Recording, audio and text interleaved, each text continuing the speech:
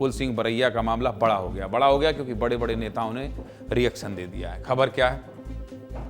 इस समय मध्य प्रदेश की राजनीति में सबसे ज्यादा आदिवासियों की चर्चा है। दिग्विजय सिंह आदिवासियों की बात कर रहे हैं, जीतू पटवारी आदिवासी की बात कर रहे हैं, बीजेपी के नेता आदिवासियों की बात कर रहे हैं, फूल सिंह बरैया आदिवासियों के नाम पर अलग अलग बयान दे रहे हैं। कोई आदिवासी को मुख्यमंत्री बनाने की बात कर रहा है, कोई कह रहा है आदिवासी बीजेपी के साथ है, कोई कह रहा है कि आदिवासी हिंदू नहीं बनना चाहिए। यानी मध्य प्रदेश की राजनीति में इन दिनों सबसे बड़ा मुद्दा आदिवासी है। किस नेता ने क्या कहा है, किस नेता का इशारा किसकी तरफ है, आज इसी पर विस्तार से बात करेंगे। और हाँ, एक बार आपको और बता दूं, ऐसा विश्लेषण आपको मध्य प्रदेश छत्तीसगढ़ के किसी भी चैनल में देखने सुनने को नहीं मिलेगा। इसलिए अगर आप राजनीति में रुचि रखते हैं तो इन बयानों को ध्यान से सुनिएगा, पूरा विश्लेषण आराम से देखिएगा। देखिए, दरअसल इन बयानों की शुरुआत 12 जनवरी 2026 को हुई थी और शुरुआत किसने की थी जानते हैं? दिग्विजय सिंह और फूल सिंह बरैया ने। 12 जनवरी को भोपाल में कांग्रेस का एक कार्यक्रम हुआ था जिसमें दिग्विजय सिंह ने कहा कि आदिवासी मुख्यमंत्री बनेगा तो मुझे खुशी होगी। वहीं फूल सिंह बरैया ने कह दिया कि मध्य प्रदेश में तो आदिवासी सुरक्षित ही नहीं है, हर जगह आदिवासियों के साथ भेदभाव हो रहा है। पहले आप इन दोनों बयानों को अच्छे से सुन लीजिए क्योंकि इन्हीं दोनों के बयानों के इर्द गिर्द सारे बयान आए हैं, फिर आगे बात करेंगे। सुनिए। क्या आप कहेंगे कि अब की बार यदि आपकी सरकार बनती सुधार स्वयं से तो मुख्यमंत्री आदिवासी या एससी? बात यही है, अनुसूचित जाति जनजाति का मुख्यमंत्री बनता है तो मुझे प्रसन्नता होगी। खेत खलियानों में, चाहे रोड पर, चाहे दफ्तरों में शेड्यूल कास्ट के लोगों के साथ वो ज्यादती हो रही है जो एक जानवर के साथ भी नहीं होती है। तो यहाँ पर हम लोग बात कर रहे हैं कि जो संविधान में हमें आज़ादी मिली थी शेड्यूल कास्ट शेड्यूल ट्राइब के लिए, वो आज़ादी बहाल हो।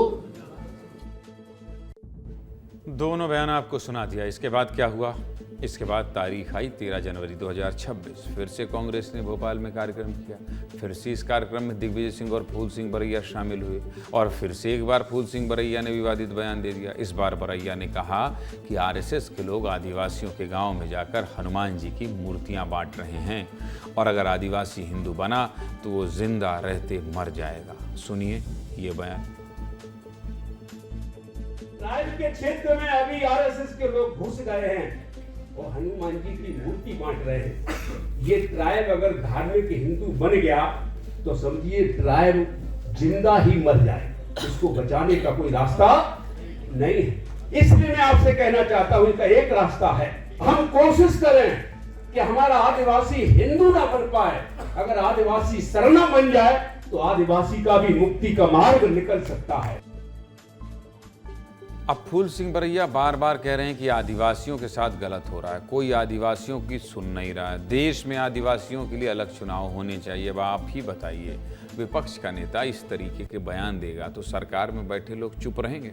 आपको लगता है चुप रहेंगे? कभी नहीं रहेंगे। बीजेपी की तरफ से केंद्रीय मंत्री ज्योतिरादित्य सिंधिया, कैबिनेट मंत्री नागर सिंह चौहान ने बरैया के बयान पर पलटवार किया और कहा कि बरैया जिस तरीके की बातें कर रहे हैं वो एक विधायक को बिल्कुल शोभा नहीं देता और आदिवासी पहले से ही हनुमान जी की पूजा करते हैं।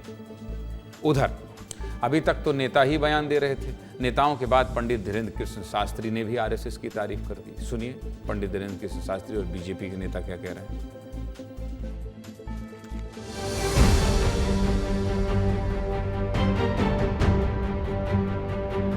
ऐसे शब्दों का प्रयोग पहले जनप्रतिनिधि के लिए करना बड़ी निंदाजनक बात है। जनप्रतिनिधि अच्छा हो बुरा हो कैसा हो वो जनता से चुना हुआ आता है। कि आदिवासी भाई बहन, आदिवासी समाज कई वर्षों से भगवान हनुमान जी की पूजा करता है, करते आ रहा है और करता रहेगा। देखिए, भारतीय जनता पार्टी का जो द्वैत है, जो उसका दोहरापन है, उसको वो इंगित कर रहे हैं। एक तरफ आदिवासियों में हनुमान जी की मूर्ति बांट रहे हैं और दूसरी तरफ जो है हनुमान जी को पतंग में कर उड़ा रहे हैं। कौन कर रहा है ये?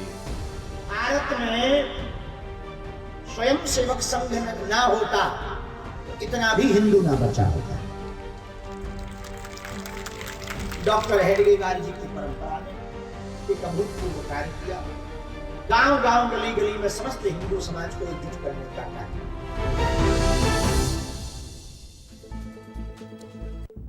फूल सिंह बरैया ने कहा कि आदिवासियों को बचाना है तो उन्हें सरना धर्म अपनाना होगा। पिछली बार भी सुनाया था, लेकिन अब ये सरना धर्म क्या है, आज आपको यही समझा देता हूं। देखिए, जो लोग प्रकृति की पूजा करते हैं, जल जंगल जमीन पेड़ पौधे पहाड़ को पूजते हैं, ऐसे लोगों को सरना कहा जाता है।